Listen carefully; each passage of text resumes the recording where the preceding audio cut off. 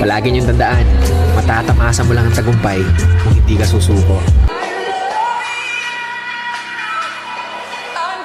Huwag ka magpapa-apekto sa sasabihin ng mga nasa paligid mo kasi kahit anong gawin mo, meron at merong masasabi. Bumaba ka sa buhay, sasabihin nila naging pabaya ka. Umangat ka sa buhay, sasabihin nila naging mayabang ka. Walang lusot, meron at merong masasabi ang mga tao sa atin. Kaya kung ano yung gusto nating gawin, hanggat alam nating hindi masama yun, gawin natin ang gawin. Alam nyo, ang mga tao, walang pakialam yan sa proseso kung paano nyo ginawa, paano nyo tinrabaho.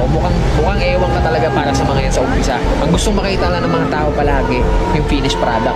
Ano yung narating mo dyan. As long as di mo napapabayaan yung pamilya mo, yung sarili mo, sa kung ano man yung tinatahak mo. Palagi niyong tandaan, matatamasan mo lang ang tagumpay kung hindi ka susuko. Huwag ka magpapa-apekto sa sasabihin ng mga nasa paligid mo kasi kahit anong gawin mo, meron at merong masasabi. Bumaba ka sa buhay, sasabihin nila naging pabaya ka.